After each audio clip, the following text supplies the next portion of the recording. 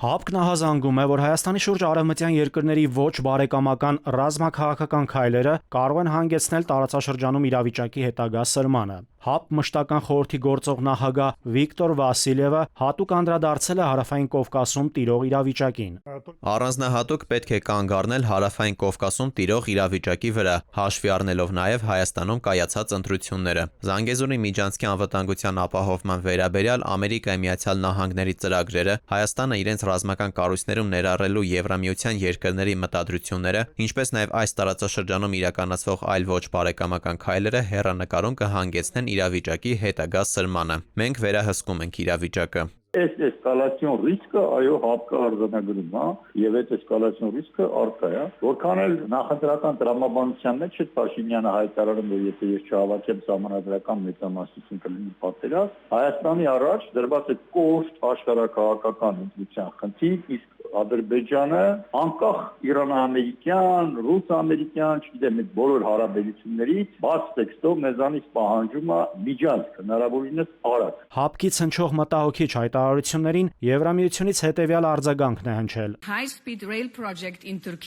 Եվրամիությունը պատրաստ է աջակցել Թուրքիայի հետ 2 եւ Ադրբեջանի հետ 1 սահմանային անցակետի բացմանը։ Սա վճռորոշ նշանակություն կունենա, երբ առևտրային հոսքերն իսկապես սկսեն շարժվել եւ զարգանալ։ Ես չեմ կարող պատկերացնել ուժեղ միջին միջանցք, ինչպես նաև թվային, էներգետիկ եւ առևտրային հարաբերությունների զարգացում առանց Թուրքիայի ակտիվ մասնակցության։ Տարածաշրջանը Եվրոպական միության համար որոշակի հետաքրքրությունների դաշտ է, բայց ասել, որ եվրոպացիները այս տարածաշրջանի համար պայքարում կգնան, չգիտեմ ինչ մեծ զողողությունների, այսինքն նաև ռազմական գործիքակազմի կիրառման, դա իլյուզիա է, հնարավոր չի։ Իդեպ Մարթա Կոսը հույս է հայտնել, որ շատ շուտով հնարավոր կլինի բացել որոշ սահմանային անցակետեր։ Հյուսիսից հնչող տարածաշրջանային զարգացումների վերաբերյալ հայտարարություններին զուգահեռ Թուրքիայի բարձրաստիճան պաշտոնյաները բարձր են գնահատում Ադրբեջանի եւ Հայաստանի միջև բանակցային գործընթացը եւ խաղաղության շուրջ արձանագրված առաջընթացը։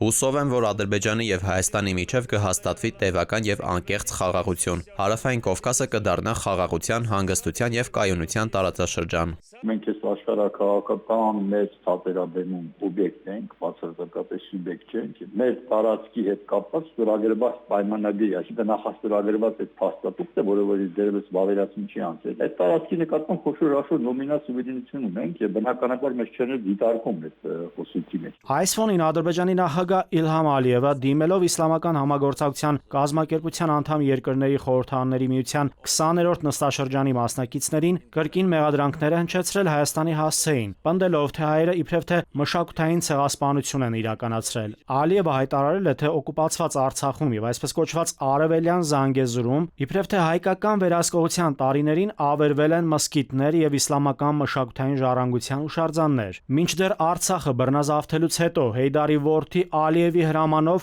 Ադրբեջանն է ոչնչացրել հայկական պատմամշակութային բազմաթիվ հուշարձաններ, հիմնահատակ ավերել գյուղեր ու բնակավայրեր։ Այս փաստերի վերաբերյալ միջազգային բազմաթիվ կառույցներ շարունակում են լռություն պահպանել։